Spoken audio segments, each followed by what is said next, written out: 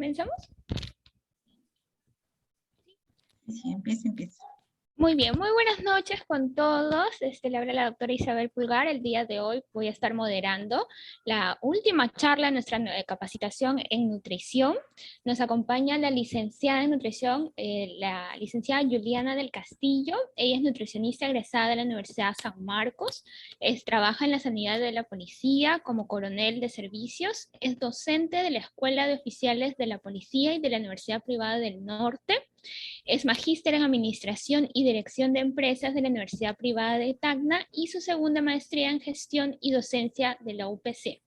Y tiene segunda especialidad en Nutrición Clínica de la Universidad Norbert Wiener. El día de hoy la licenciada Juliana nos va a estar hablando sobre el tema sobre edulcorantes en diabetes, porque es muy común que nuestros pacientes en consulta nos pregunten sobre cuándo utilizarlos, en qué cantidad y qué beneficio tienen. Adelante, licenciada. Ok, gracias Isabel.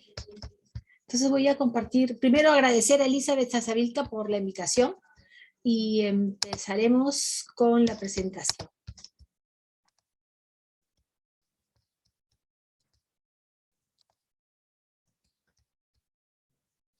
Bien.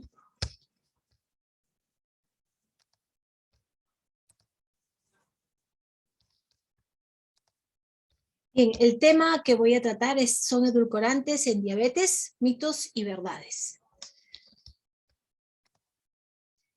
Los edulcorantes se crearon para reemplazar el azúcar, pero en este caso el tema para diabéticos es todavía aún más importante.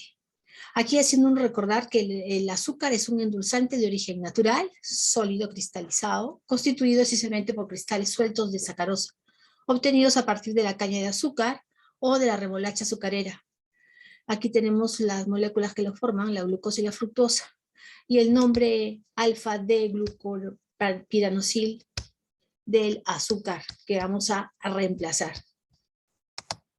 Los edulcorantes se hicieron con el fin de poder reemplazar el azúcar, ahorrarnos sus calorías y de esta manera poder reducir los índices tan altos de sobrepeso y obesidad. La razón es de que estos azúcares que reemplazan el azúcar no tienen carga calórica y su índice glucémico es muy bajo y algunos tienen 0 de índice glucémico. Pero se han hecho muchos estudios donde han salido a favor muchos y en contra, pero sin embargo la mayoría de estos edulcorantes están aprobados por muchas instituciones como la FDA, la Unión Europea, y es un consenso que su uso en dosis adecuadas, de acuerdo a la ingestión diaria adecuada, las IDAs, no tienen por qué ocasionar ningún daño.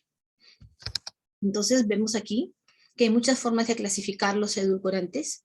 En este caso, por el tema de diabetes, nos van a interesar los edulcorantes no calóricos. Estos a su vez se pueden dividir en naturales y sintéticos.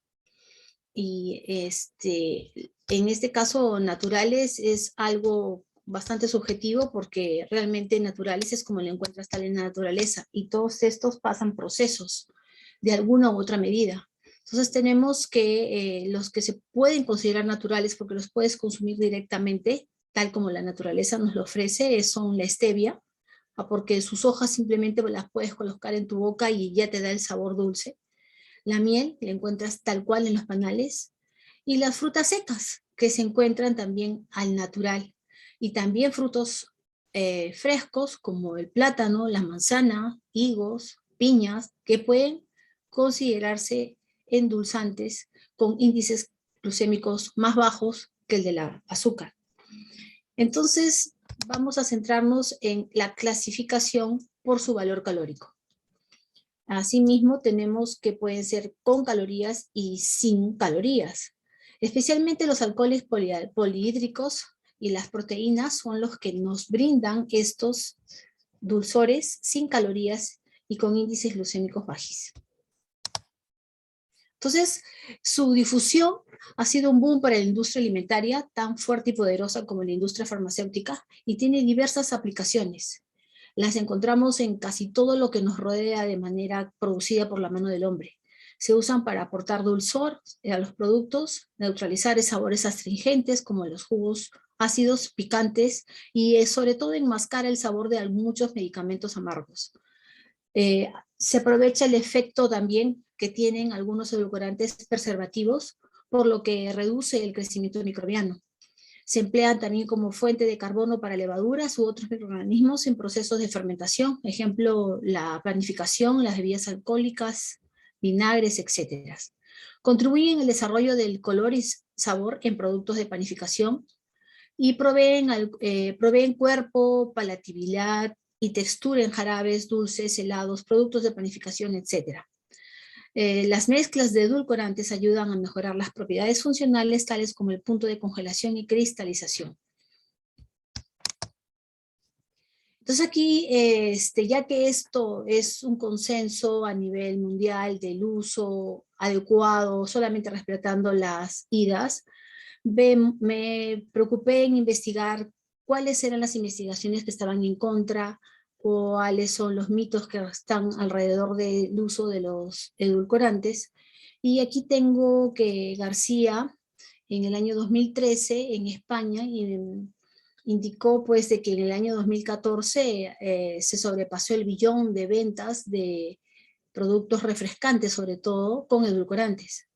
Y la presión industrial en estos patrones de consumo de alimentos juega un papel fundamental, porque eso es lo que contribuye al ambiente obesiogénico, que es desfavorable para la juventud, que desde muy niños ven en la propaganda y en todo lo que les rodea que comer cosas como las gaseosas te da felicidad, etcétera, etcétera, etcétera. Ante el consumo creciente de los endulzantes no calóricos, el médico debe hacer a sus pacientes recomendaciones fundamentadas acerca de la conveniencia de su ingestión.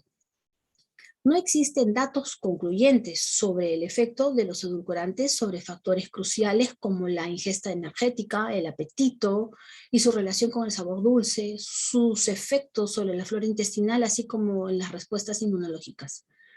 Hay estudios que están demostrando a favor y muchos demuestran en contra.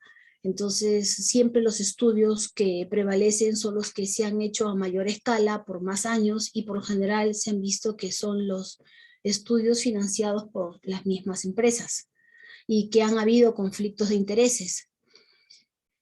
Tampoco se conocen las cantidades exactas de estos edulcorantes contenidos en los alimentos industrializados consumidos. De por sí ya es bastante difícil interpretar las etiquetas a los pacientes para que puedan controlar su consumo de energía, y los edulcorantes complican aún más el tema, porque además no se encuentra con el nombre del edulcorante, que podría ser fáciles de identificar, sino que están con sus códigos. Y es más difícil que el ciudadano común pueda recordar que el E60 corresponde al edulcorante de stevia, y así, la cantidad innumerable de códigos que hay para identificar los edulcorantes que hay. En este caso, por ejemplo, para los intolerantes a los fenilcetonúricos, tendrían que identificar bien cuál sería el código respectivo del endulzante que no está prohibido, que está prohibido para ellos. Entonces, este tema, el último punto, poder prescribir la cantidad de endulzantes según los sobrecitos en sachet para endulzar las bebidas que nosotros vayamos a endulzar, es relativamente fácil. Pero si sumamos todas las cosas que compramos procesadas, es casi imposible poder contabilizar. Y si ya la anamnesis, el recordatorio de 24 horas, la frecuencia de consumo alimentario es ya difícil, a eso le sumas en la consulta nutricional, preguntar qué medicamentos toma para ver si no hay o no interacciones con alimentos, los fármacos, y a esto sumarle qué productos come industrializados, cómo los compra, qué cosas tienen, es conocer, pues es demasiado. La consulta nutricional a veces se extiende cuando son adultos mayores a 45 minutos o más. Entonces es todo un tema que es un reto para los profesionales en nutrición y poder cubrir las necesidades que deben de conocer los pacientes para su prescripción. Y los médicos también, porque así como prescriben las medicinas y que tienen que prescribir las interacciones con los medicamentos que muchos de los pacientes no llegan a conocer, también van a tener que, con el tema de diabetes, prescribir la cantidad que vamos a ver con el tema específicamente de la stevia, que a mí particularmente me preocupa. Entonces aquí tenemos este cuadro donde he podido rellenar todo lo que pude encontrar de los edulcorantes. En este caso, estos son los edulcorantes, los edulcorantes no calóricos. Aquí tenemos los más comunes, el aspartamo, que tiene 180 veces más dulce que la sacarosa, y es el que mayor cantidad tiene de margen para consumo, 40 miligramos por kilo de peso. Esto me indica que podría yo darle a un niño el equivalente a 13 latas de gaseosa y él no sobrepasaría la IDA, la ingestión diaria adecuada. Esto es equivalente a 23 sobres de edulcorante, que pareciera que es mucho, pero yo en la consulta no es poco frecuente encontrar niños que te toman gaseosa mañana, tarde y noche. Es común, las personas no compran botellas de agua, compran gaseosas con edulcorantes, porque piensan que como no tiene calorías, no tiene aporte calórico, es mejor comprar la gaseosa porque te cuesta, es rica, es un sabor dulce, y consumen en gran cantidad aportes de gaseosa. Este mismo aspartamo para una persona adulta de 60 kilos equivaldría a 75 sobres. El aspartamo está prohibido para los fenilcetonúricos, y bien lo que ustedes van a encontrar también en la consulta es que muchos pacientes vienen también informados, escuchan y ven programas como el conocido del doctor Metabolismo. Es un médico muy conocido, no es médico, es un señor que tiene un programa y que la gente lo ve mucho. Y él indica que el aspartamo disminuye el metabolismo y no permite bajar de peso. Entonces, las personas empiezan a rechazarlo. Sin embargo, es un alimento que es un edulcorante bastante distribuido y que tiene un margen más fácil de manejar. El ciclamato también tiene un dulzor del 30%, pero tiene un problema que estudios con ratas en 250 de estos animalitos se vio que producían cáncer. Asimismo, el acesulfame, ¿cómo se llama? También está prohibido en USA actualmente, en México, en Chile y en Venezuela. Y sin embargo, el acesulfame con la sucralosa lo encontramos en la Inca Kola que consumimos diariamente, incluso en la Inca Kola que no es dietética. Entonces, lo preocupante aquí es que nosotros encontramos alimentos con edulcorantes que no son dietéticos. Entonces, si ustedes ven aquí, este producto que no es dietético también tiene edulcorantes. Las gaseosas que no son dietéticas también los tienen. Entonces estamos rodeados de estos productos sin querer nosotros consumirlo. Eso es lo más preocupante. Y el tema del esteviol, que solamente es 4 miligramos por kilo de peso y es el más abundante en su consumo porque se dice que es natural, solamente con 3 sobres estaríamos llegando a la IDA. Entonces, ¿cuál es la limitación de este producto? La limitación es que a veces a algunos no les gusta porque tiene su sabor metálico. Y lo que no se debe de consumir, y es lo que mucha gente hace, es que lo consume directamente de la hoja. Y está prohibido. El consumo de la hoja no es el que se ha estudiado para dar la IDA. Entonces se ha visto que los problemas ocurren con este consumo. Y esta figurita que he puesto aquí es que en el año 1999 se hizo un estudio en ratas también, y está el DOI del estudio que lo hizo aquí en el cuadro, donde demostraron de que en ratas prepúberes, después de 60 días de haber consumido glucósidos de esteviol, había una baja producción de espermatozoides, los testículos eran más pequeños y tenían problemas de este tipo. Este glucósido de esteviol lo encontramos pues en los yogures que nosotros nos comemos fácilmente 2, 3 vasos de yogur. Los niños comen bastante yogur, tienen edulcorantes. Entonces, con 3 vasos de yogur que yo me puedo tomar al día, yo ya pasé la ida. Entonces, eso es un poco preocupante, bastante preocupante diría yo, porque el yogur Slim, hay niños que se lo toman como si fuera refresco. Y con 3 sobres, que es lo que tendría en 3 vasos, ya estaríamos llegando a esta ida. Asimismo tenemos otros, la sacarina, que la sacarina no se recomienda para gestantes. ¿Por qué? Porque su excreción es lenta y en este caso con 3 latas de consumo de gaseosa endulzada con sacarina ya estaríamos llegando al IDA.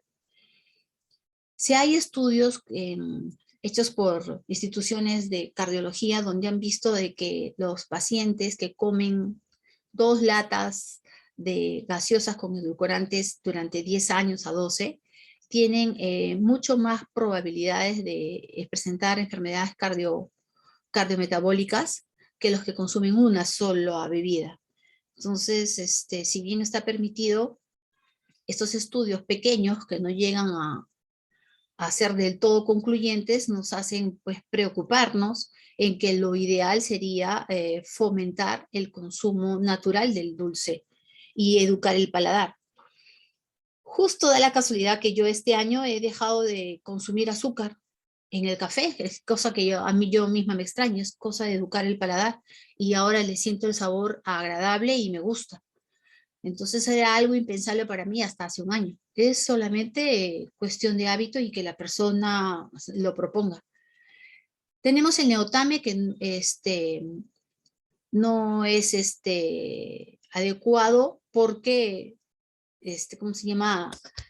Tiene una ventaja, ¿sí? Que baja los niveles de para los que tienen fenilcetonuria, baja los niveles de fenilalanina, resiste temperaturas altas.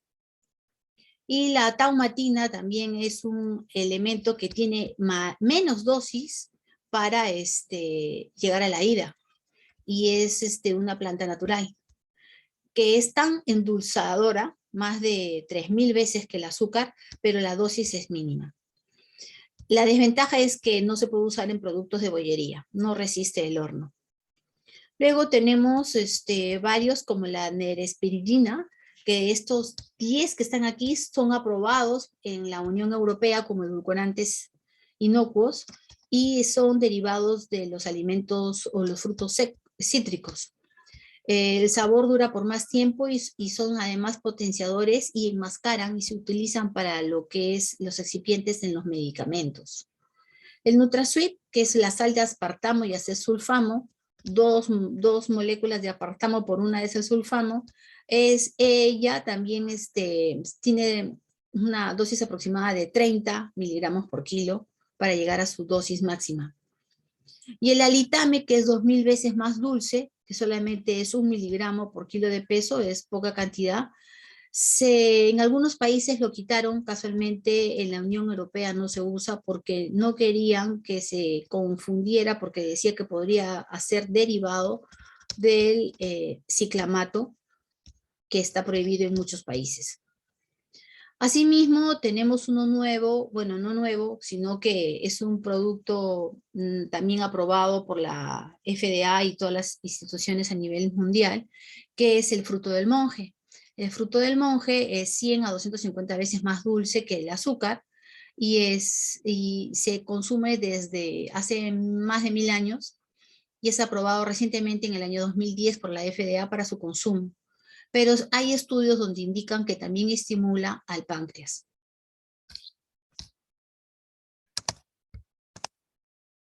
Y aquí tenemos los alcoholes, los polioles de azúcar, que serían los más recomendables para las personas que tienen diabetes, porque no tienen su índice glucémico cero, no aportan ninguna caloría. Pero se ha visto que, por ejemplo, el eritritol puede a reaccionar las inmunoglobulinas E en los niños y tiene un precio mucho más elevado que los demás edulcorantes. Asimismo, el xilitol, su consumo puede ocasionar flatulencia y diarreas, y también es usado como los probióticos. Se encuentran en los chicles, en las mentas, su uso está muy difundido, y en este cuadro tenemos pues que se encuentran en frutas, alimentos fermentados, y el malitol se encuentra en muchos chocolates, y sobre todo en los niños que tienen diabetes, que recientemente les han detectado, tendrían que estar muy bien manejados, y de vez en cuando recomendarles, cuando nos pregunten qué chocolate me puedes recomendar a los niños, dependiendo si estos se pueden acostumbrar a no consumir nunca un dulce. Como nutricionista yo les puedo indicar de que los niños con diabetes, incluso tipo 1, pueden comer postres, pero de productos naturales endulzados a base de la misma fruta del plátano, de la manzana, del mango, y les aporta hasta menos carbohidratos que un mismo pan. Entonces sí es posible, pero a base del arte culinario, y que los padres dispongan de tiempo para hacerlo, pero por lo general se recurre a lo más rápido, que es las compras. Entonces, si se trata de comprar golosinas para los niños, hay recomendaciones adecuadas con una cantidad pequeña. Lo malo que cuando las personas comen algo dulce, no se quedan con el poquito, siempre piden y quieren comer más. Esa es la limitación cuando nosotros acostumbramos a que el paladar acepte lo dulce. Entonces aquí tenemos también otros edulcorantes no calóricos naturales, como el sorbitol, y su uso es muy diverso, hasta en humectantes, es texturizador, suavizante, se usa como edulcorante, obviamente. Xilitol también es de origen natural, endulzante de alimentos para diabéticos principalmente, y es extenso en cremas dentales y chicles. El manitol también es adecuado como un recubrimiento duro para el caramelo. El malitol y somatol, el lactitol, en alimentos horneados como chocolates, confiterías.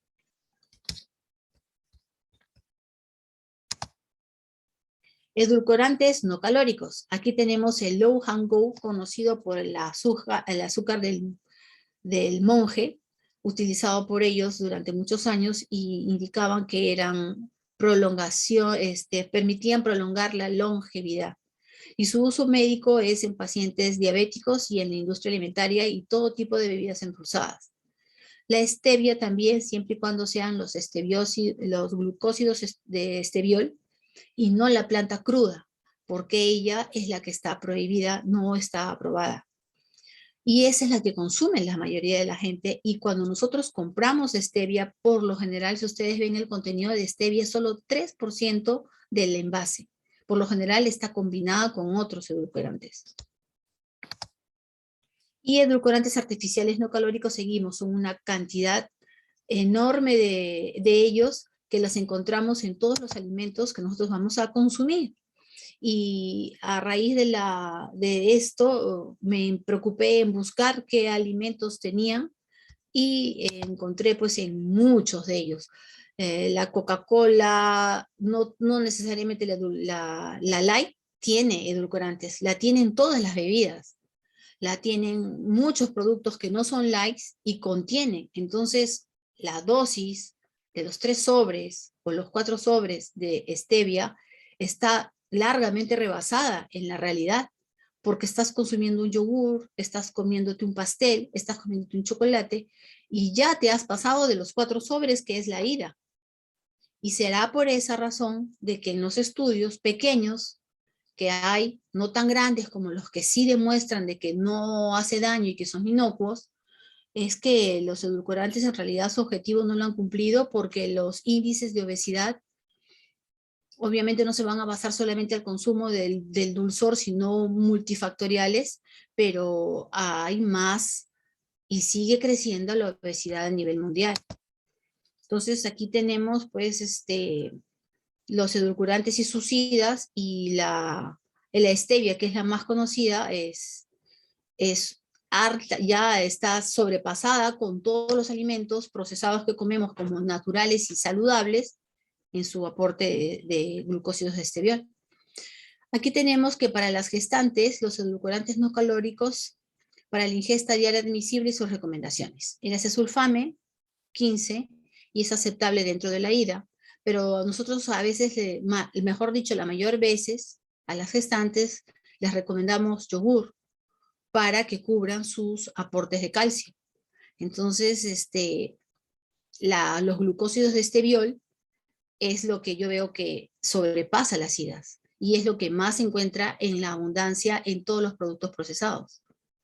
Y esa es mi preocupación, porque con 4 miligramos por kilo de peso fácilmente descubrimos el requerimiento con 4 sobres. Entonces aquí se ha visto pues que no, en resumen, no hace daño si lo comes dentro de las IDAs correspondientes para cada producto. Pero ¿cómo recomendar? Si en los alimentos que nosotros tenemos, por más que veamos las etiquetas, solamente nos dicen que tiene el edulcorante, pero no en qué cantidad. Si traspolamos con el primer cuadro, que en una bebida de 335 hay el equivalente a ¿cómo se llama? A 4 sobres, ahí sí podríamos calcular aproximadamente. Y en este caso es por eso que les digo que la stevia, los glucósidos de stevia, son sobrepasados por el consumo de la IDA. La pasamos, porque la stevia la encontramos en casi todos los alimentos. Entonces, ¿qué tenemos como resultados? Tenemos que en el 2007 y el 2008 se muestra un aumento del consumo de edulcorante en la población estadounidense que curiosamente no se asocia a una reducción de alimentos azucarados ni reducción de la obesidad de la población. Al ser moléculas muy diversas, las fuentes de riesgos potenciales son múltiples. Hay interferencia en la absorción, en el metabolismo o excreción de nutrientes o cualquier metabolito intermedio, así como cualquier reacción alérgica, acumulación en los tejidos, efectos sobre la flora intestinal normal y la alteración en la regulación de la glucosa en sangre, o la interacción con otros fármacos o drogas. Los glucósidos de stevia parecen tener afinidad con un determinado receptor de andrógenos que hace disminuir la fertilidad en ratas prepúberes que consumieron por 60 días un extracto de acuoso de stevia rebaudiana. Bajó el peso de los testículos, de la vesícula seminal y la cola epididiminales. Disminuyó la concentración de espermatozoides del epidídimo y disminuyó el nivel de testosterona en plasma. Asimismo, como resultados debería constar la presencia de los edulcorantes entre los ingredientes de los alimentos. Constan, pero no consta la cantidad. Además, si vemos la promoción, la propaganda que te indican de que en una bebida que tú compras como individual, esto te indica que son 3 raciones. Pero cuando tú lo compras como individual, te lo tomas tú solo. Te estás consumiendo 3 raciones según la indicación que indica el producto. Entonces, las etiquetas son bastante engañosas y no ayudan para que uno pueda decir si lo consume o no. Es más, vuelvo a repetir, los productos que no son light, que no son dietéticos, contienen edulcorantes, porque también su costo es menor al producirlas. Más estudios. A diferencia del azúcar, no se ha documentado una relación de causalidad entre la exposición a edulcorantes no calóricos y caries, al evaluar ensayos clínicos controlados en vivo y en vitro. También en estudios de casos de controles. Por ello, ante el incremento del consumo de azúcares añadidos que contribuye a la caries dental, los edulcorantes no calóricos aparecen como una opción debido a que no son metabolizados por las bacterias orales y no son cariogénicos. Algunos de ellos, como los glucósidos de esteviol, parecen inhibir incluso el metabolismo bacteriano. En septiembre de 2014, el INAF y colaboradores en su estudio para la revista científica británica Nature divulgó que el consumo de edulcorantes artificiales puede incrementar el desarrollo de intolerancia a la glucosa, que es el primer paso hacia la diabetes tipo 2 y el síndrome metabólico. Asimismo, el aspartamo es uno de los edulcorantes más populares en los Estados Unidos, usado en más de 6.000 productos. Y un estudio de la Drahan Chemical Toxicology mostró que hay incidencia de desbalances neurológicos en ratones de laboratorio. Y otro estudio publicado también en abril de 2013. Más resultados. Es lo que les mencioné hace un rato. Consumiendo más de 2 porciones de bebidas dietéticas por día, fue asociado con un aumento en el riesgo de la enfermedad coronaria crónica y en enfermedades renales crónicas en comparación con el consumo de una porción de bebida dietética por mes durante 10 a 12 años. Hombres y mujeres de mediana edad consumiendo una porción de bebidas dietéticas por día tenían 30% más de riesgo en desarrollar síndrome metabólico, según el estudio de Madison Bartlett en el 2014. Más resultados. Poblaciones especiales, como las mujeres embarazadas, deberían limitar su uso, aunque estén aprobados por la FDA, utilizándolos con moderación. El origen natural del edulcorante no implica una mayor seguridad o eficacia, y en este sentido existe una gran desinformación por parte del consumidor al respecto. En embarazadas que deben mantener su peso, el uso de edulcorantes parece ser una alternativa lógica. En embarazo debería evitarse el consumo de ciclamato, sacarina y hoja cruda de la stevia, así como el de sus infusiones o los extractos de la hoja completa. El aspartamo no llega a la leche materna y la sacarina y la sucralosa y el acesulfame son detectables en la leche materna, pero su concentración está a varios niveles por debajo de la ingesta diaria admisible, según Camañari en el 2019. En el 2010, Halldorson y colaboradores encontraron fuerte diferencia entre gestantes que bebieron 4 bebidas carbonatadas diarias con las que bebían las edulcorantes no calóricos, pero en bebidas no carbonatadas. No lo hubo, ellos tuvieron partos prematuros, pero no lo hubo en las que bebieron con azúcar natural. O sea, las que consumían bebidas con azúcar y las que lo bebían con edulcorantes, había gran diferencia. Y a su vez, entre las que bebían edulcorantes no calóricos, pero de bebidas carbonatadas y no carbonatadas, era mayor y bastante notorio estadísticamente las que consumían bebidas carbonatadas con edulcorantes no calóricos. Entonces, el papel de los edulcorantes no calóricos en el desarrollo de la hiperinsulinemia y su posible impacto en la reserva pancreática o los niveles de GLP-1 continúan en estudio. Eso es lo que indica la Federación Mexicana de Diabetes y todas las demás instituciones que participaron en el año 2013. En el estudio de Pepín y colaboradores, con un diseño cruzado se estudiaron 17 pacientes obesos con índice de masa corporal de mayores a 42, con OMA menor a 2.6. Y la prueba de tolerancia oral de 5 horas bebiendo 10 minutos antes de la carga de glucosa, una bebida con sucralosa o agua.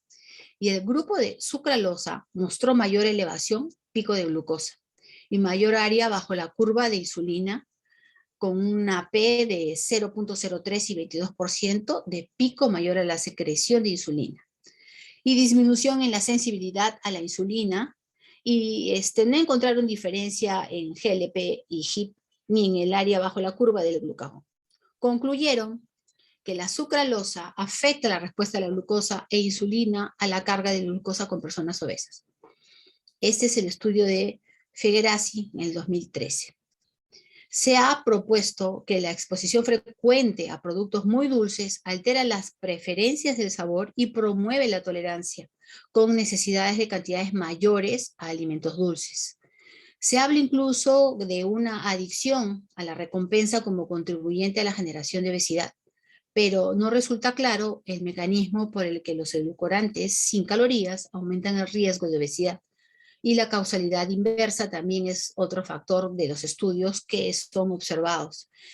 El índice de masa corporal o contribuyentes desconocidos deben también tomarse en cuenta, así como las propuestas de los receptores del sabor dulce en la boca y el intestino, cuyas señales pueden influir en la generación de la saciedad.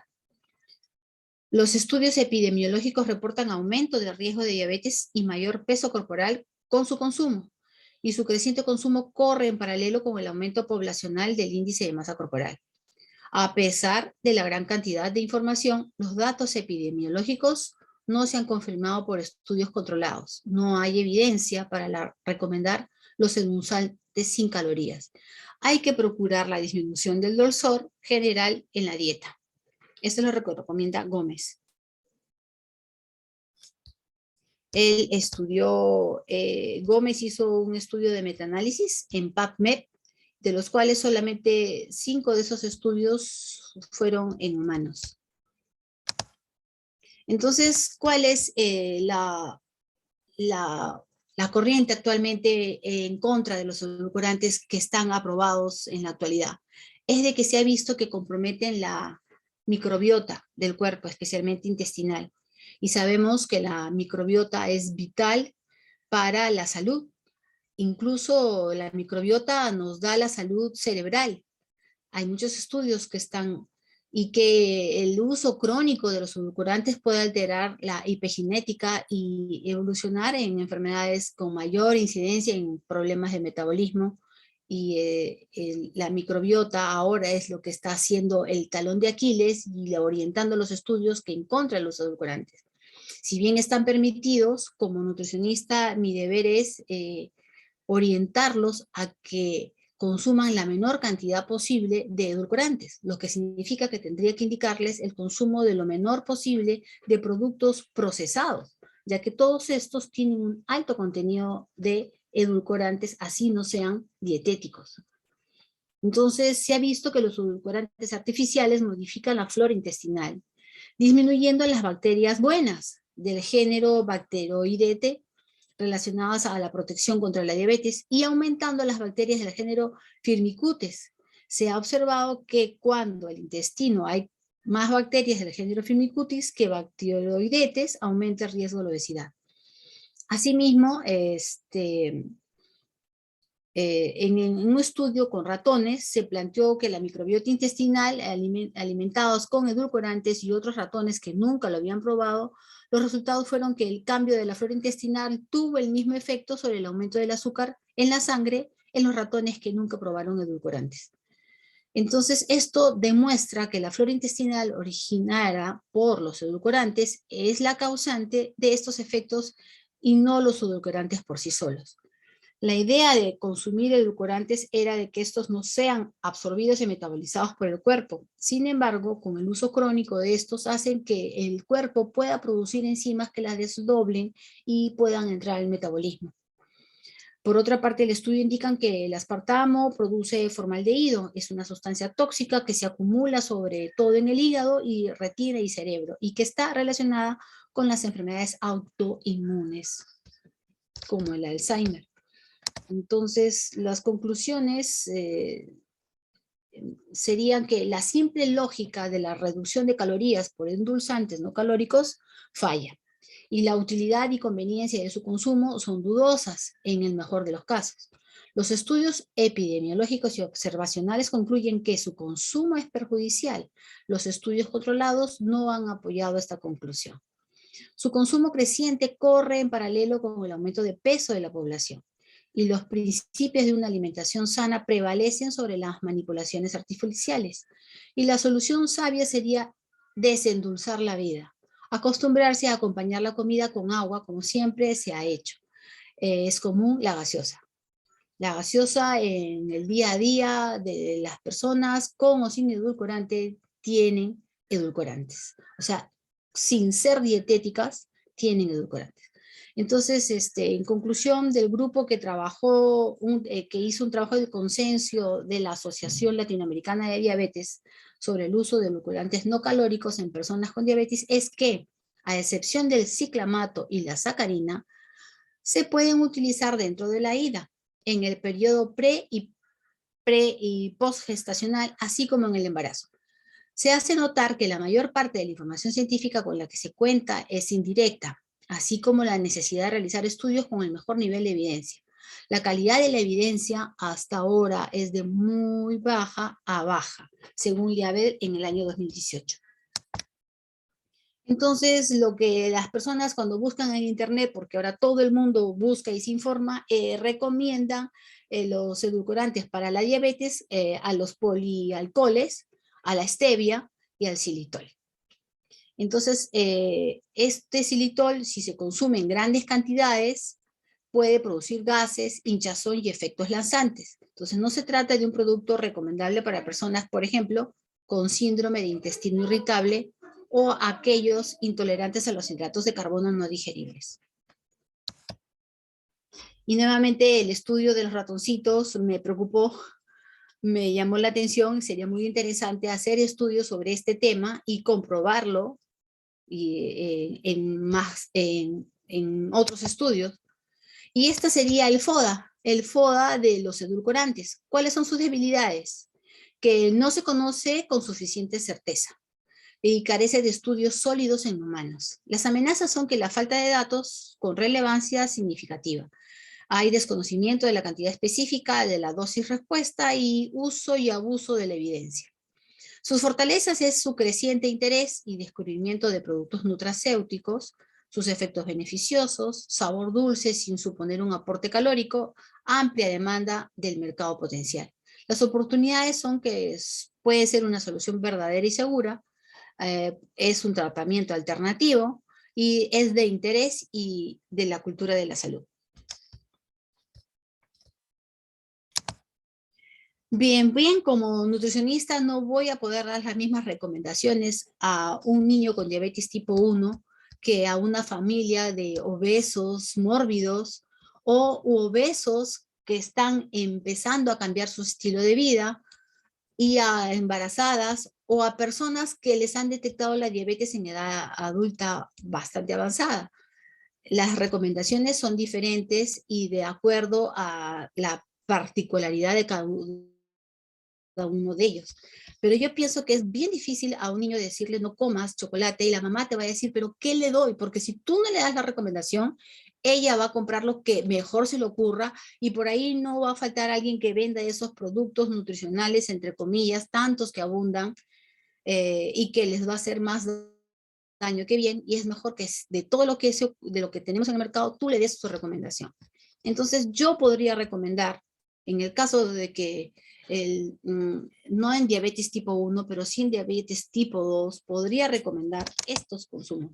Por ejemplo, este es un chocolate que es de la marca Curazao, es económico. El paquete viene en 6 barras de chocolate y la dosis son 3 unidades.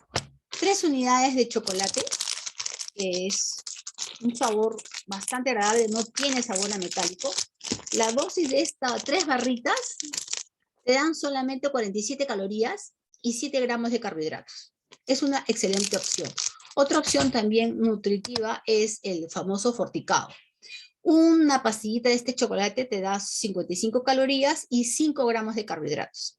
Entonces son opciones que se pueden manejar y que se pueden recomendar a niños, gestantes o a personas que están haciendo un plan de alimentación guiado con el aporte calórico total de carbohidratos que le corresponde y por lo tanto va a mantener sus niveles de glucosa. Estas recomendaciones están. Como les digo, el Slim tiene glucósidos de esteviol, tiene el sulfame y tiene sucralosa. Entonces, en un vaso que yo puedo extrapolar, que si puedo tomarme de la gaseosa hasta 13 vasos, y si es de edulcorante de stevia 4, yo en 3 vasos de yogur ya me llegué al tope de mi ida. Y es preocupante. Entonces la otra opción es el yogur griego. El yogur griego no tiene azúcares, no tiene edulcorantes, es natural. Y si me lo hago yo, el yogur natural sin azúcar, mucho mejor. ¿Y con qué lo voy a endulzar? ¿Con qué le voy a dar el sabor? Lo endulzo con fruta. Por ejemplo, una taza de arándanos, medio plátano, una tajada de mango, una manzana verde, le va a dar el sabor. Y incluso lo puedo hacer un helado, puedo hacer un postre muy rico. Porque si yo voy a estar consumiendo esto, voy a pasarme la vida. Y si tengo familiares con diabetes, tengo que cuidarme mucho más. Entonces es algo que tendría yo ya que pensar y empezar a ver por otros productos para mantener sano mi hogar, mis hijos. Entonces, saber cuánto recomendar es muy difícil.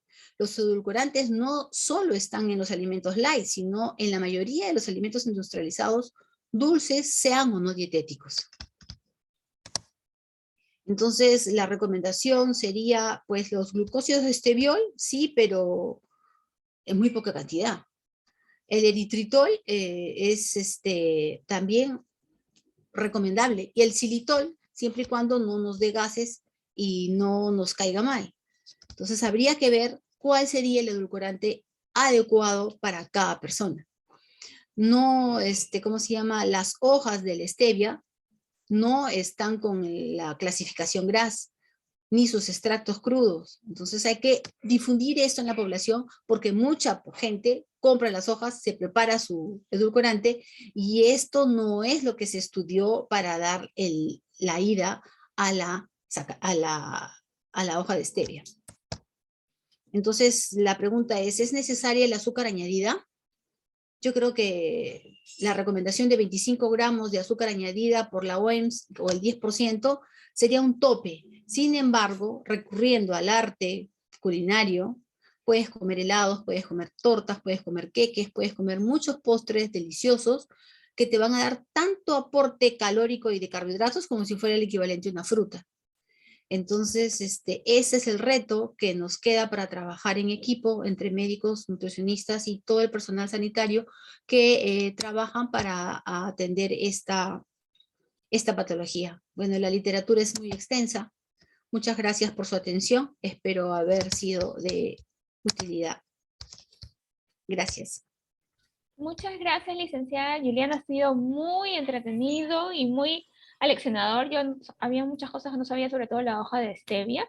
Entonces, cualquier pregunta que tengan sobre la primera parte nos las van dejando en el chat porque los vamos a contestar al final.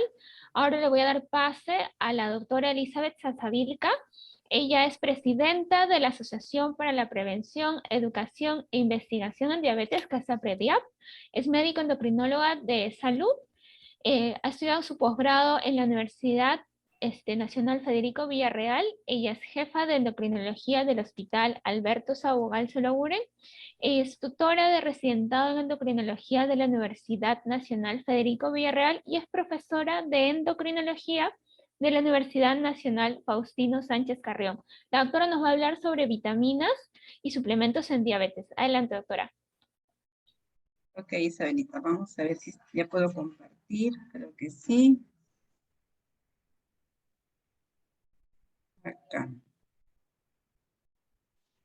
Ok, entonces aquí donde está mi puntero. Listo. Bien, vamos a hacer un resumen ya viendo lo avanzado de la hora, pero queremos quedar con conceptos muy claros, ¿no? Y eso de las vitaminas y suplementos en realidad está en toda boga, ¿no? Demasiada propaganda y demasiada publicidad hace de que el paciente nos pida, ya no solamente que el médico le diga, tienes que tomar, sino que el paciente dice, ¿y alguna vitamina? ¿Qué debo tomar? Mi amiga toma tal cosa, entonces tenemos que tener los conceptos claros. Nuestra agenda es el concepto de nutrientes, requerimientos de nutrientes para una dieta balanceada, requerimientos diarios de micronutrientes, suplementos en diabetes, vitaminas en diabetes, los minerales, suplementos herbales, los sustitutos de comida. ¿Qué nos dicen la guía sobre estos suplementos y vitaminas y conclusiones de la noche? ¿No? Entonces, en primer lugar, ¿qué es un nutriente? Un nutriente es una molécula que es necesaria para la salud. Tiene una estructura química definida y conocida, ¿no? Y es un nutriente que no se da en el organismo, no es fabricado en el organismo, necesita ser ingerido a través de los alimentos. Y si es que uno no ingiere la cantidad suficiente de ese nutriente, entra en patología. Y esa patología solo va a mejorar si es que uno llega a reconstituir el ingreso en cantidades necesarias de ese nutriente. Y lo más importante es que contribuyen a prevenir las enfermedades crónicas, ¿no? Entonces, si nosotros hablamos de una dieta balanceada, vamos a dividir en dos grupos, en macronutrientes y micronutrientes. Ambos van a dar la labor de estructura, o sea, van a dar la formación de todos los componentes de nuestro cuerpo. Y lo que son los macronutrientes, que son los hidratos de carbono, los lípidos y las proteínas, van a dar también energía en kilocalorías. Y los micronutrientes, aparte de dar la estructura, van a ser reguladores metabólicos, van a ser los cofactores, ¿no? Entonces, eso es importante por decir, cuando uno indica una dieta y le dice, bueno, tienes que comer por decir, tu pedazo de pollo, ¿ya? Y después con tu ensalada. ¿Y por qué la ensalada? Porque la ensalada va a contener los minerales, las vitaminas que van a ser los reguladores metabólicos para que ese cuerpo absorba todas las proteínas necesarias, todos los aminoácidos necesarios que le está dando ese pedazo de pollo. Entonces, esa es su función principal. Y aparte, el ser regulador metabólico es que da base a lo que es las hormonas y todos los neurotransmisores y todas las sustancias bioquímicas que trabajan en el cuerpo van a depender de esto, ¿no? Entonces, de ahí su importancia. Luego, aparte de ambos grupos, tenemos que el agua, que es algo muy importante, y también la fibra dietética, más aún en los pacientes diabéticos, que como sabemos, tienen una disbiosis, o sea, tiene una disregulación a nivel de la microbiota intestinal, y la fibra es un componente importante para tratar de regular. Y acá hay una palabrita, los componentes bioactivos. Los componentes bioactivos, ¿qué son? Son cantidades pequeñitas de sustancias que no se le puede considerar nutriente porque no son esenciales, pero sí tienen una función muy importante porque modifican las reacciones químicas en el organismo. Hay varios que están en estudio para tratar de que a través de estas sustancias ya hechas como un fármaco, nos ayuden en el tratamiento de las enfermedades crónicas. Dentro de ellos están, por ejemplo, los carotenoides, que esos son los más estudiados, ¿no? Y las saponinas también, ¿bien? Luego pasamos a esto. Si estamos hablando de nutrientes, tenemos que ver los requerimientos diarios, ¿no? Si ustedes ven aquí, lo que es en grande son las proteínas, los hidratos de carbono, ¿no? El agua, y después ven en pequeñito lo que son las vitaminas. Vienen en microgramos, ya no vienen en gramos. Y tenemos que todas son importantes, pero en cantidades pequeñas. Y ahí viene su nombre de micronutrientes. Hay que saber también de que todos son importantes, pero tampoco hay que exagerar en su uso, ¿no? Por decir una vitamina C, que dice 50 a 100 miligramos. Y se sabe que con solo comer una naranja tenemos ya todo lo necesario para el día. No necesitamos muchos suplementos externos porque en la naturaleza lo encontramos todo. Esa es la idea de manejar las cantidades por día. Fibra, eso sí es muy importante en nuestro diabético, 25 gramos a 30 gramos por día. Entonces, esos son los requerimientos diarios. Y aquí vemos los valores de ingesta máxima tolerada de algunos nutrientes. Eso es importante porque hay que evitar el consumo excesivo. Acuérdense de que las vitaminas, pues no todas son hidrosolubles. Las hidrosolubles son las que el cuerpo va a permitir su ingreso de acuerdo a sus requerimientos y lo que ya no necesita lo va a eliminar. Pero también tenemos las liposolubles y las liposolubles como la A, la D, la E, esas sí se quedan en el cuerpo. Eso no es a demanda, ellos se van a quedar almacenadas y pueden ser tóxicas si es que tomamos en exceso, por eso hay que evitar. ¿Bien?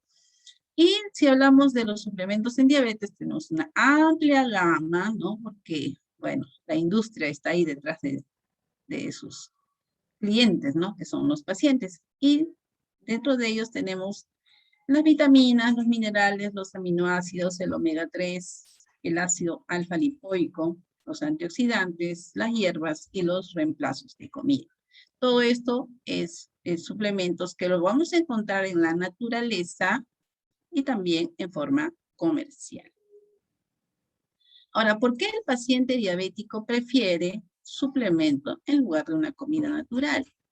Quizás dicen por la frustración de que el paciente siente al no poder controlar su enfermedad, o sea, no poder lograr el nivel óptimo de su hemoglobina glicosilada, la frustración de tener una enfermedad crónica con tantas complicaciones tardías, que ven que ya sea el vecino o un familiar llega a unas complicaciones de pérdida y cree, ¿no? Que con sus suplementos, con sus vitaminas, está previniendo esas complicaciones tardías, cuando en realidad quien nos va a defender de las complicaciones es el buen control metabólico. Y esto también es importante, los intereses comerciales, como les decía, la publicidad apabullante, ¿no? Si no tomas vitamina, no estás en onda, a partir de los 40 y tienes que tomar vitaminas, porque eso es lo que, como dice, eso es lo que dicen todos. Hay que usar, y si ustedes se dan un paseo por las farmacias, pues van a ver ustedes un gran sector de múltiples vitaminas que, como saben, no requieren la prescripción médica. No es simplemente es a decir a demanda del público. Entonces, la industria mueve billones anualmente. No es millones, sino billones en lo que son estos suplementos. Entonces, viendo eso, hay un artículo de revisión bastante importante, que es una revisión publicada en el 2020, donde hablan sobre el uso y el abuso de los suplementos dietéticos en personas con diabetes. ¿No? Es un artículo de revisión, está en una revista de prestigio, y en donde se evaluaron 240 estudios sobre estos suplementos. Incluían a las vitaminas hidrosolubles, incluían a las proteínas, a los minerales, y vean ustedes qué es lo que hicieron. Revisaron todos los estudios y los fueron clasificando de acuerdo a qué tipo de estudios eran. Si eran metaanálisis, si eran los estudios randomizados controlados, si eran los estudios de brazo simple o crossover, o si eran los casos de los reportes de casos, ¿no? Y vean que se encontraron de todos y le daban una valoración en si los resultados estaban a favor del uso de la vitamina o suplemento que indicaban, o si estaba en contra, o si es que había resultados mixtos. Y después hacían un pequeño sumario de todos. Esos sumarios lo vamos a ir viendo después, posteriormente, pues para que tengan idea del trabajo que se dieron en revisar cada uno de esos componentes para dar soporte a las conclusiones finales de ver si eran importantes o no el prescribir estas vitaminas o suplementos. Dentro de la lista, lo que sí se ha visto es los estudios muy de evidencia fuerte sobre el uso de la fibra, ¿no? Entonces, sí, esto sí se ha visto que el uso de la fibra hace de que mejore el paciente diabético su hemoglobina glicosilada, que disminuya la resistencia a la insulina y que el índice de OMA también sea mejor, ¿no? Entonces, este estudio, o mejor dicho, este suplemento sí está indicado y está aprobado y debemos usarlo si es que nuestro paciente no consume la fibra necesaria en su alimentación de día a día. Bueno, entonces empecemos con las vitaminas, ¿no? Vitaminas hidrosolubles y las liposolubles. Dentro de las hidrosolubles tenemos la vitamina C, donde lo que buscaba en este estudio era ver si estos suplementos o vitaminas mejoraban el control metabólico. Y vieron que la vitamina C no mejora el control metabólico, sí puede en algunos mostrar que bajaban la glucosa de ayuno, pero no eran capaces de demostrar que mejoraban la hemoglobina glicosilada. Luego en otros sobre el ácido fólico, 3 metaanálisis hallaron cosas conflictivas. Uno que sí decían que mejoraba el control glicémico y otros que no. Acuérdense que estamos hablando solamente de vitaminas en relación a diabetes, ¿no? Por ejemplo, el ácido fólico, eso sí está probado su valor en las gestantes, pero, o sea, gestantes diabéticas y no diabéticas, pero aquí estamos enfocándonos en lo que es el manejo de la glicemia. En cuanto al estudio con la vitamina B12, estaba limitado su uso en unión con el uso de metformina, que lo vamos a ver después. Y lo que sí se halló es que sí había ayuda en la neuropatía diabética con la tiamina, la vitamina B12, en cambio la biotina y la B6 no tenían resultados convincentes de que sean de uso en este tipo de patología diabética. En cuanto a las vitaminas liposolubles, la vitamina E demostró que no tenía un efecto beneficioso sobre el control glicémico y solamente sí se vio que ayudaba en mejorar la hemoglobina glicosilada en pacientes que tenían deficiencia de vitamina E. O sea, si mi paciente diabético tenía deficiencia y le daba, sí había una buena respuesta en el control metabólico. Pero si no tenía esa deficiencia y le daban la vitamina E, no servía. Incluso también hay un estudio que está acá sobre la vitamina E y su relación con su uso en los pacientes con hígado graso. Y es muy buena en el tipo de pacientes con hígado graso no diabético, pero no tiene ninguna ventaja en el paciente diabético, en cuanto a la vitamina E. Y en cuanto a la vitamina D, sí está asociada a que mejora el síndrome metabólico, la resistencia a la insulina, pero siempre y cuando el paciente tenga deficiencia. Entonces, mire que hay un concepto aquí que ya tiene que estar claro.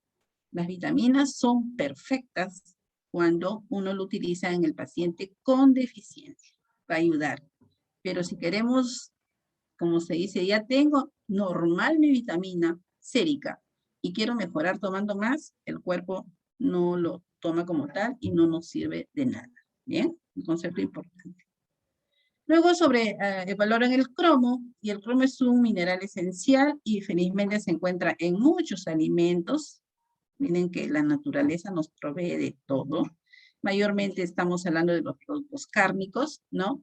Y se ha visto que el cromo ayuda a mejorar el control glicémico, eso sí está demostrado, y que también puede tener cierto éxito en manejar el estrés oxidativo dado por la diabetes. Entonces, aquí también se ha visto de que una revisión grande que se hizo en el 2014, ¿no? Con 1.600 participantes, se vio que los suplementos de cromo mejoraban levemente el control de azúcar en los diabéticos pobremente controlados. Entonces, ¿qué es lo que debemos hacer con nuestros pacientes? ¿Darle cromo en pastillas? Pues no, primero que aprenda a comer bien, ¿no? Y eso sí, ciertas precauciones, los suplementos de cromo pueden dar dolor abdominal e incluso puede deteriorar una función renal que ya está empezando a deteriorarse por la misma diabetes.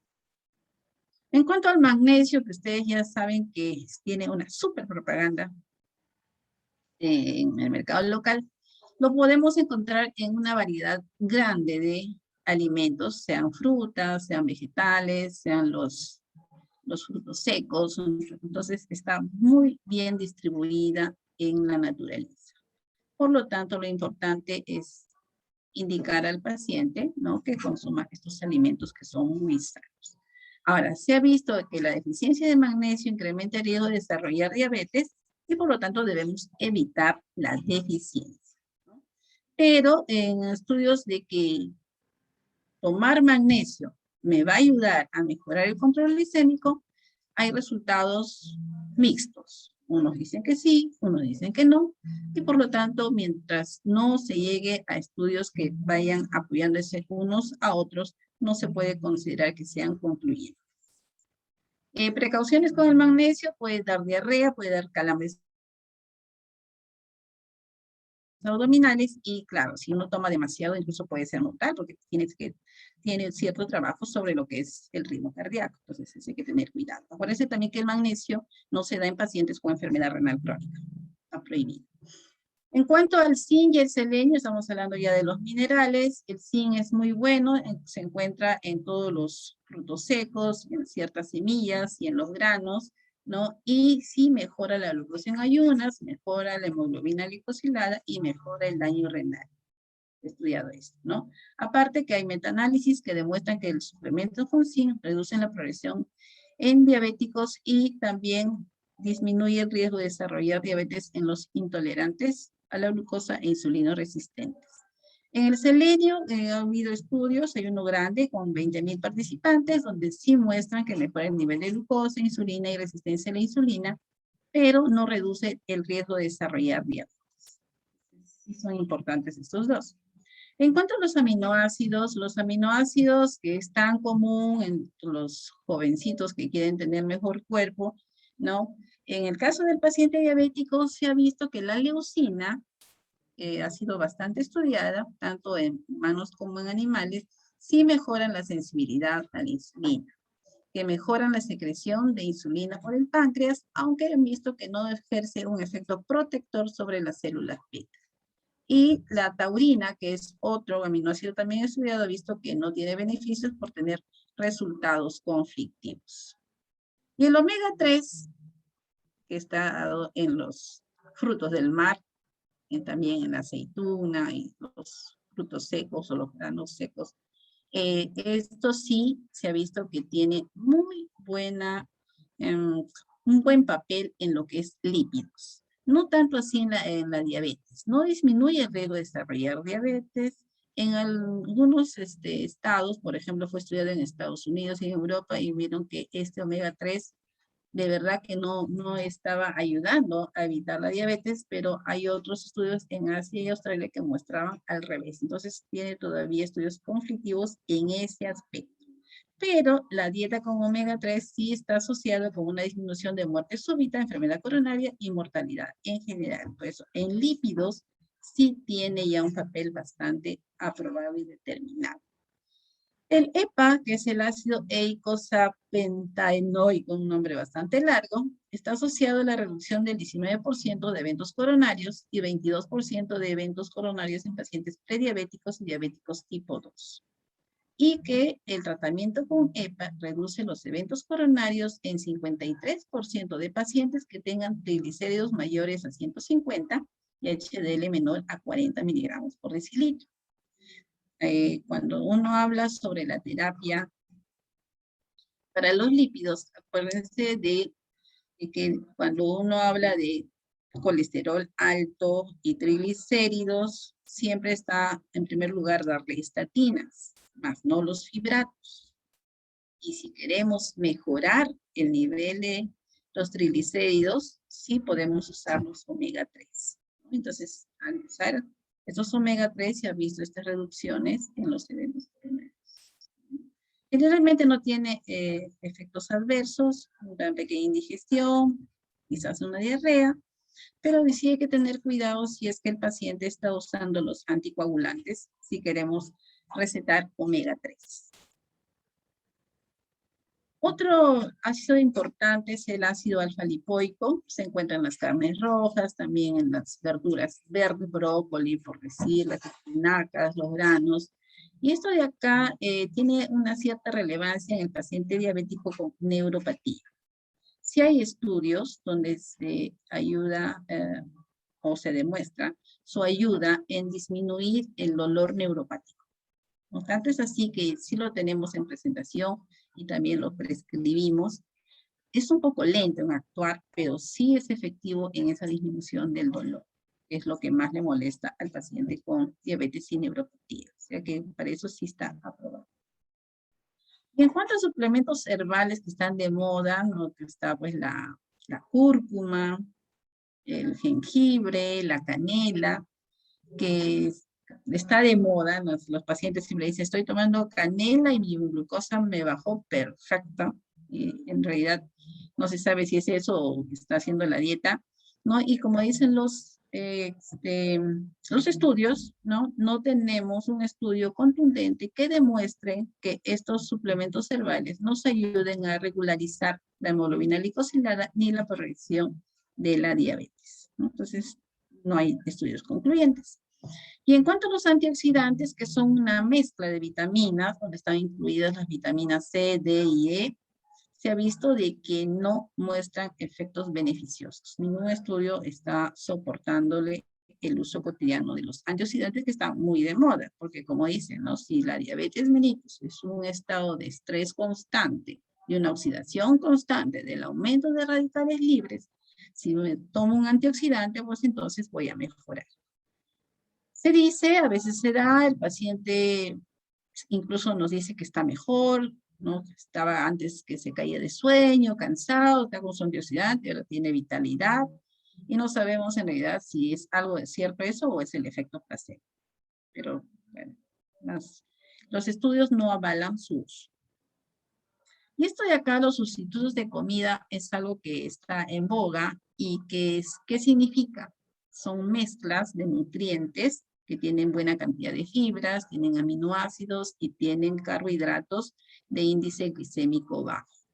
Dan sensación de saciedad al paciente, tiene un aporte de 200 calorías por ración, y lo que sí se ha visto que es útil en 2 puntos.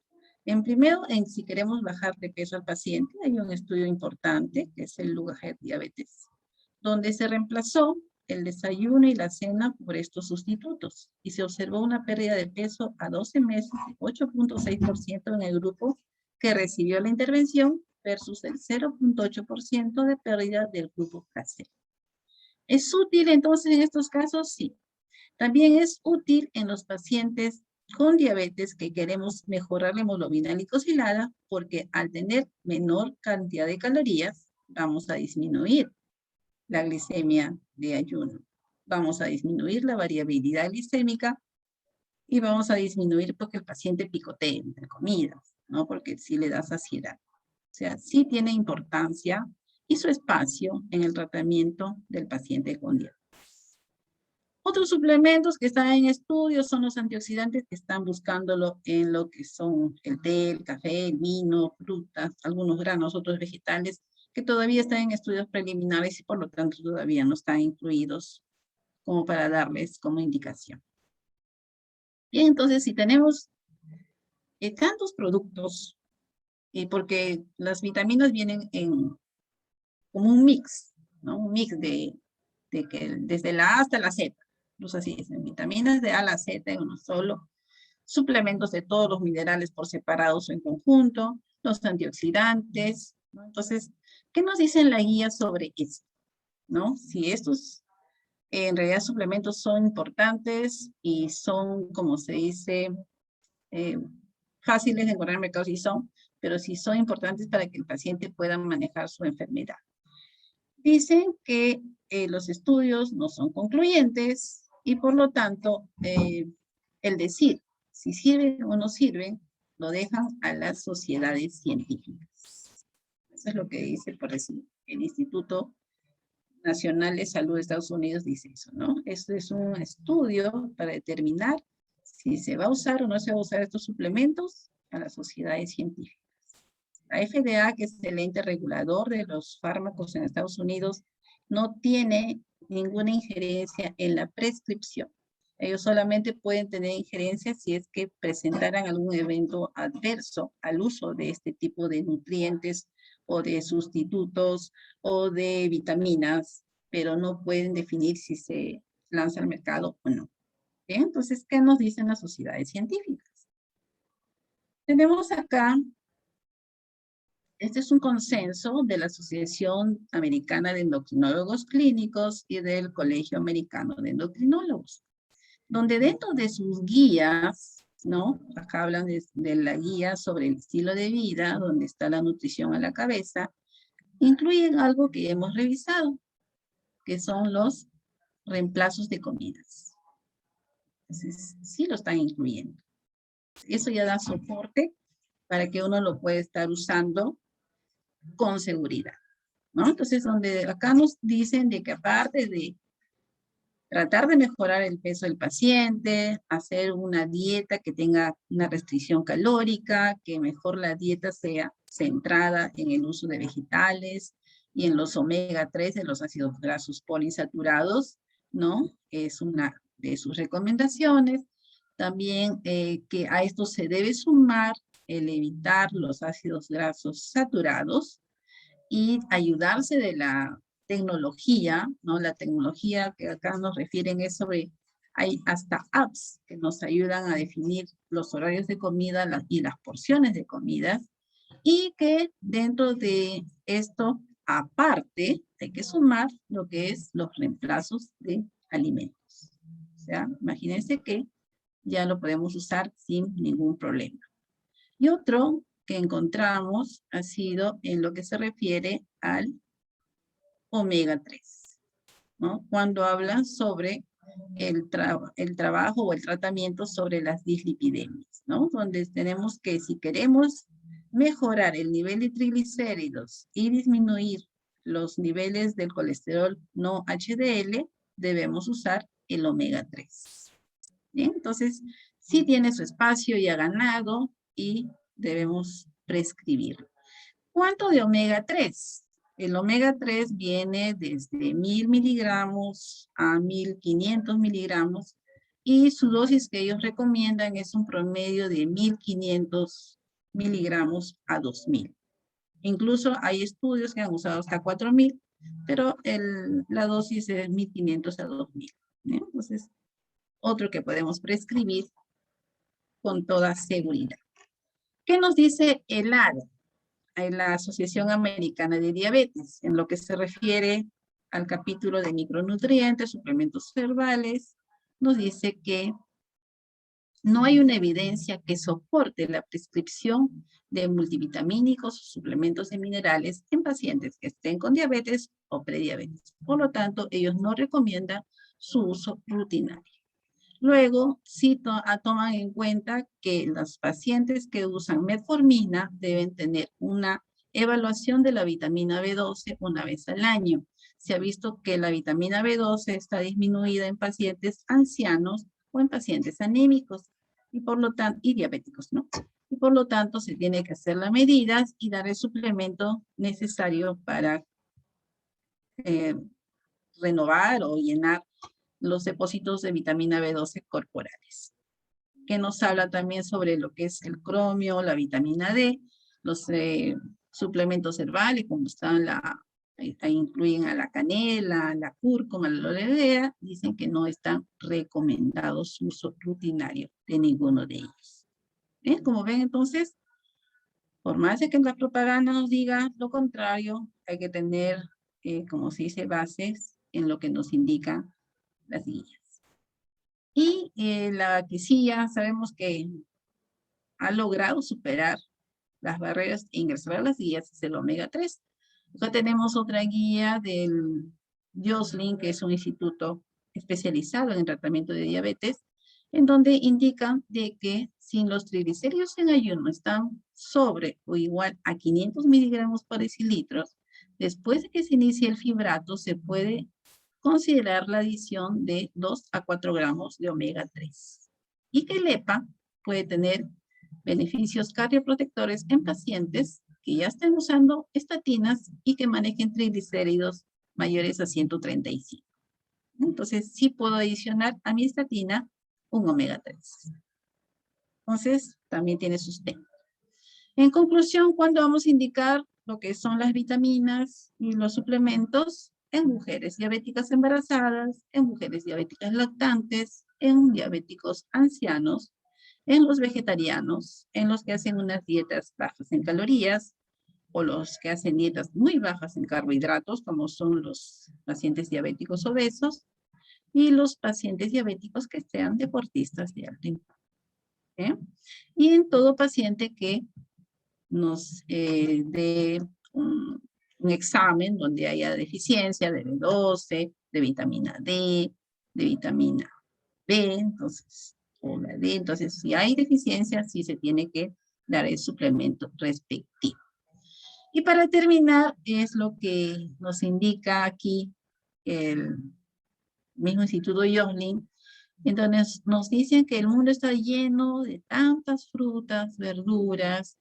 Ellos hablan de su estación de otoño, donde hay mayor cantidad de verduras verdes, en donde consumiendo este tipo de alimentos encontramos todos los nutrientes necesarios para una buena alimentación y que por lo tanto, ¿para qué irnos a la parte de medicamentos cuando todo lo encontramos en la naturaleza, incluidos los antioxidantes?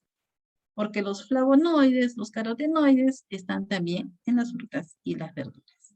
Entonces, eso es lo que ustedes tienen que tener en cuenta para tratar a sus pacientes. Lo natural es lo primero. Cuando una paciente me dice, ¿y ya debo tomar vitamina? Le digo, no, todavía estás joven, todavía puedes masticar, todavía tienes apetito. Cuando ya estés viejita y no salgas al sol y no tengas dentadura, toma tu vitamina. Mientras estés joven, no, porque como ven ustedes, todo está al alcance de la mano en el mercado. Muy bien, gracias por su atención. Si hay alguna pregunta, ya contestaremos. Y antes de terminar mi presentación, quiero darles a conocer como presidenta de APREDIAP que tenemos en octubre la 4ª jornada del médico general, que está auspiciado por Química Suiza, ¿no?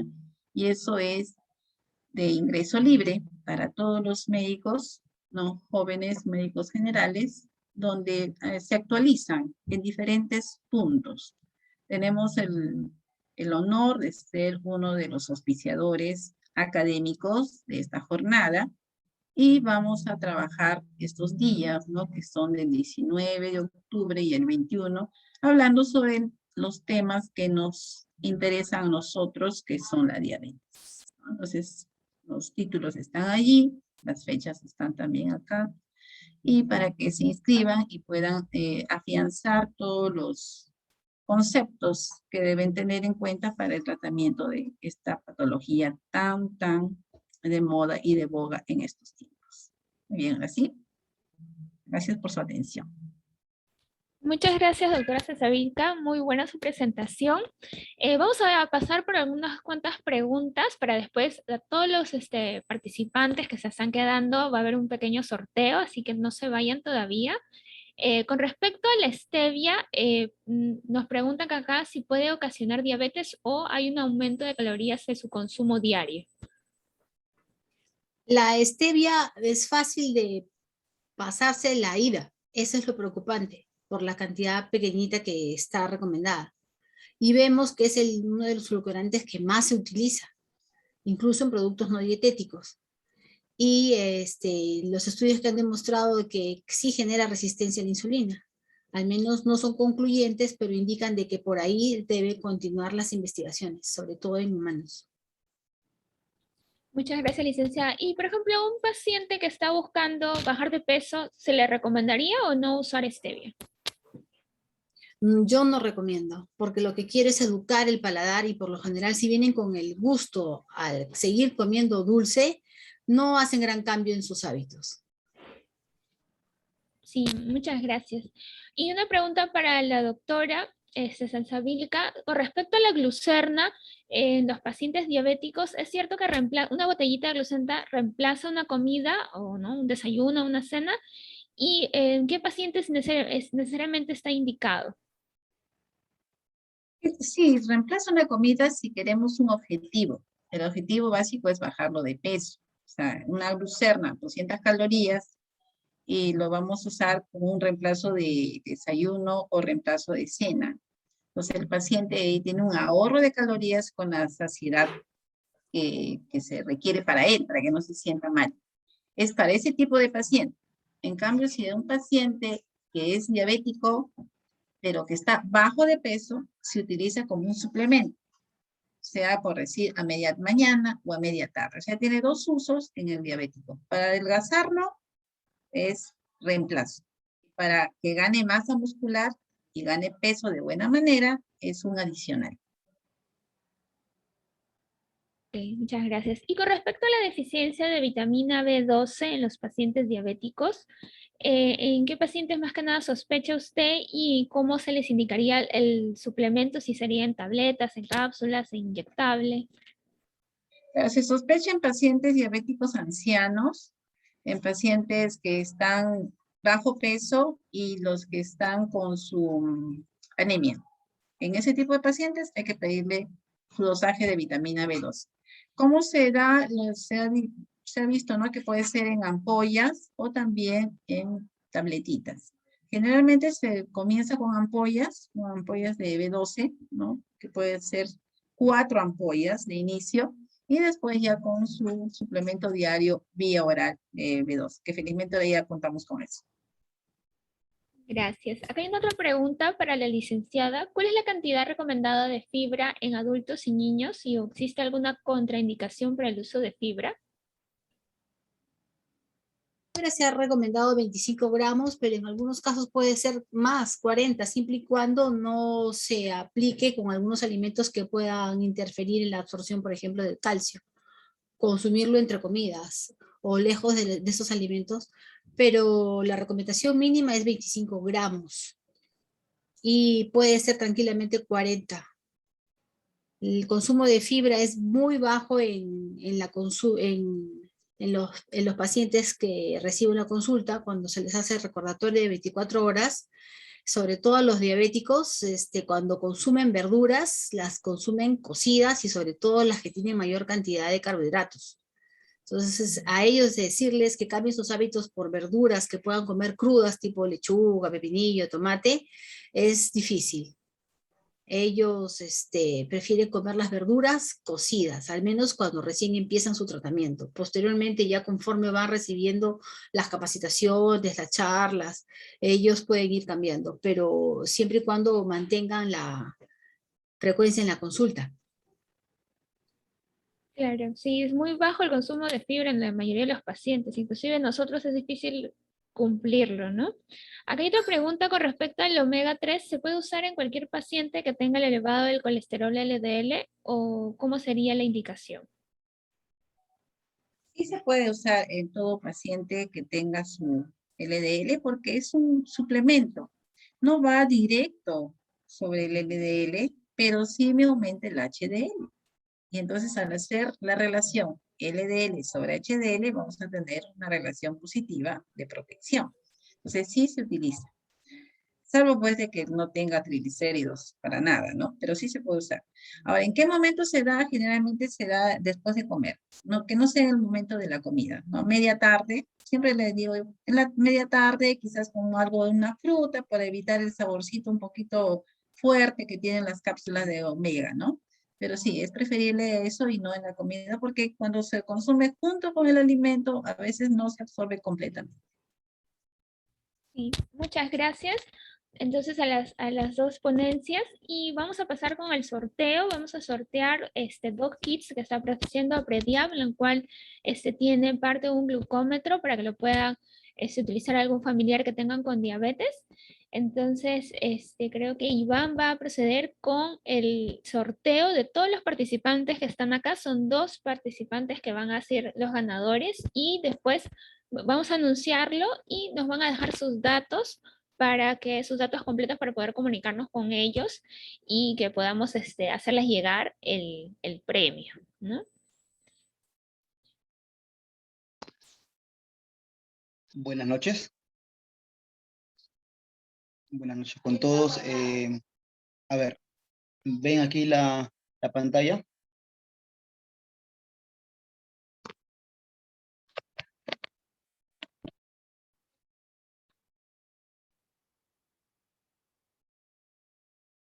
Doctora Isabel, ¿me confirma si se escucha? Sí, se escucha y se ve, Iván. Sí se ve bien. Ok, listo. A ver. Son 2 premios, como había indicado, con todos los participantes.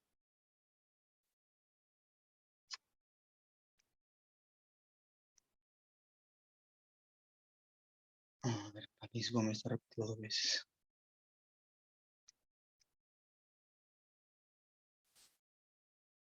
Ya. Aquí, a ver, se encuentra en la sala el señor Carlos Rojas Jonathan. Por favor, que envíe un mensaje al chat para confirmar si se encuentra en la sala. Y también Fabricio Lucumi.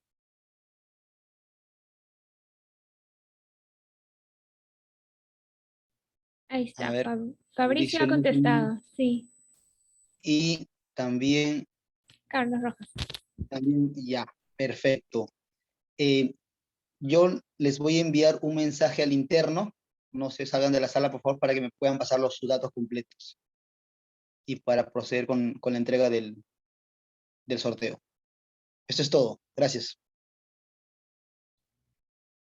Muchas gracias con todos por habernos acompañado. Esperemos pronto volvernos a encontrar y estén atentos siempre a la página de Predia por Facebook o por la web, porque vamos a estar anunciando siempre nuevas capacitaciones para todos ustedes. Gracias.